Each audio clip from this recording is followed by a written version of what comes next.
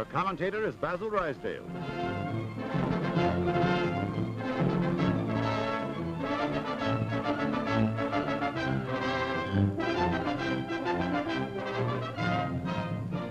Now it can be told.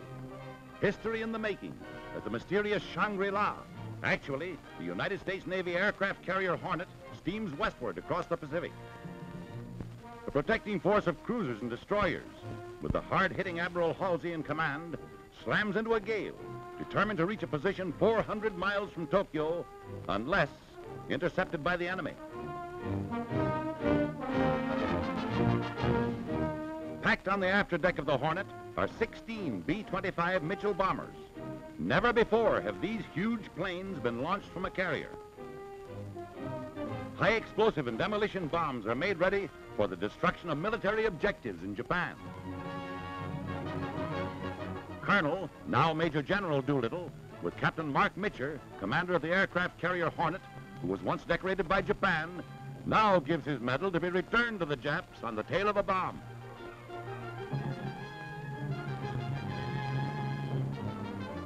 Not until they are miles at sea do these men know definitely the mission for which they have volunteered.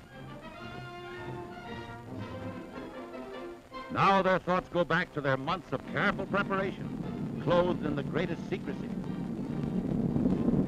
Only Colonel Doolittle knew that Japan was to be their target. Now they realize that the miniature cities laid out for practice bombing near an American airfield duplicated military objectives in Tokyo, Yokohama, Nagoya, Kobe, and Osaka. Even the strategy of flying in low over targets is an important part of the training for the greatest surprise raid in the history of aerial warfare.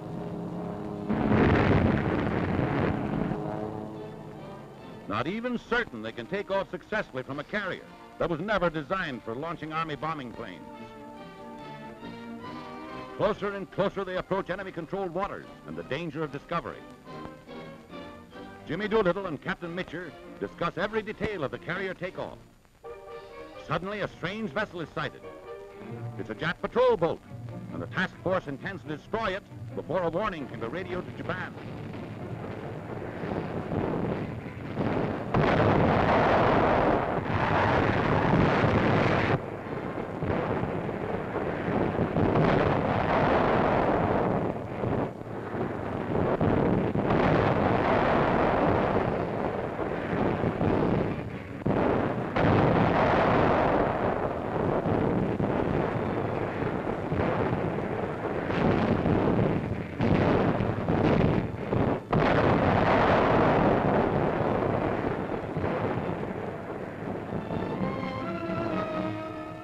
Lifeboat goes to pick up Jap survivors. It is feared they have flashed the news to heavy Jap naval forces in the vicinity. Survivors are picked up and brought aboard. Jimmy Doolittle asks Admiral Halsey to go in closer for another hour and a half. And now the signal is flashed for the takeoff, 10 hours ahead of schedule. The added distance to be flown increases the hazards, but there is no hesitation. They man their planes. Doolittle pilots the lead plane. There's a breathless moment as the big bomber gathers speed. It's airborne. The first Army bomber ever to be launched from a carrier is safely in the air.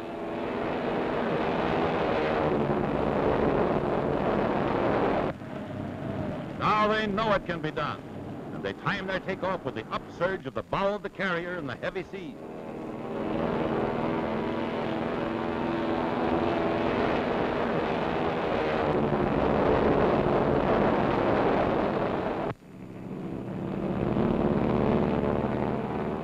Next to go, nose wheel lifted and wing flaps down for maximum lift and the quickest possible takeoff.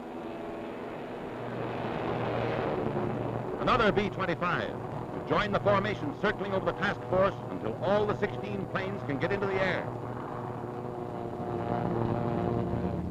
Tokyo ahead. Here is America's answer to treachery.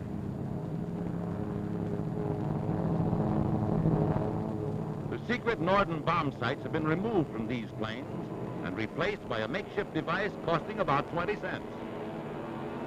These historic pictures drowned out the electrifying news of Tokyo's first taste of American vengeance in April 1942. Loaded with eggs of destruction, they winged through a fog-ridden dawn.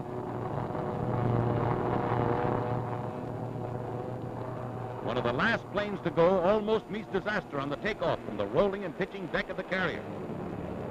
It drops dangerously, but good piloting saves it. The planes sweep in without being discovered. They separate into groups to attack the several objectives carefully selected by means of accurate intelligence to ensure that only targets of military value will be hit. Colonel Doolittle himself has told of flying over the Emperor's palace and refraining from bombing it, though he could have left it in ruins.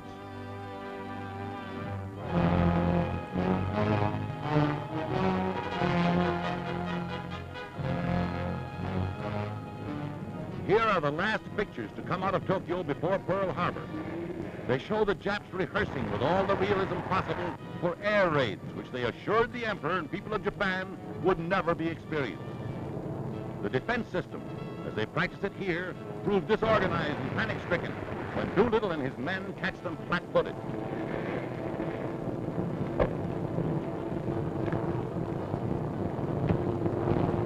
Not a single shell fragment hit a plane.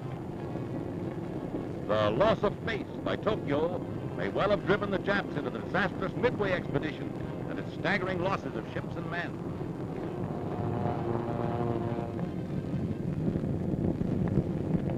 This Jap-made scene of Tokyo swept by fire following an earthquake shows clearly what must have happened in the many areas hit by the hundreds of incendiary bombs. Later, in China, the flyers who bailed out safely are decorated by Madame Chiang Kai-shek. The smiling Jimmy Doolittle does not yet know the fate of some of his comrades. All survivors, except the crew of one plane which landed safely in Russia and were interned, reach America and are decorated by General Arnold, head of the American Army Air Forces.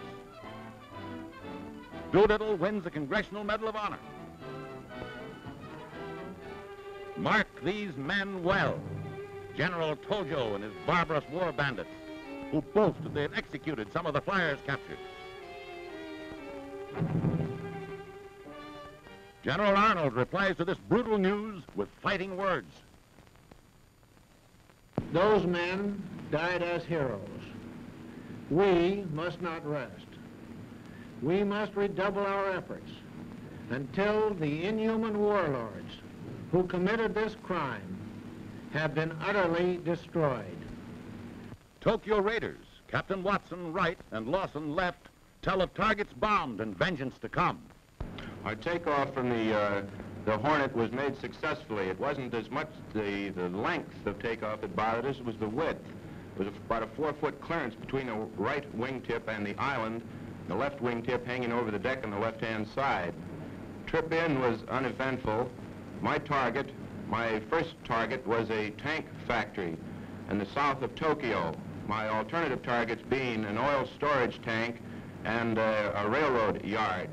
We were fortunate in getting through the anti-aircraft and reaching our #1 target. It dropped the entire load on this tank factory and had the satisfaction of seeing 2 of the bombs score direct hits. Captain Lawson speaks for his comrades. We all feel pretty strongly about these boys that we were with. We had all been pretty close. Large family, almost like brothers. We'd known each other from a year to a year and a half before this raid ever came off. We knew their families, their children, and if there's any way to get even, we'll certainly try.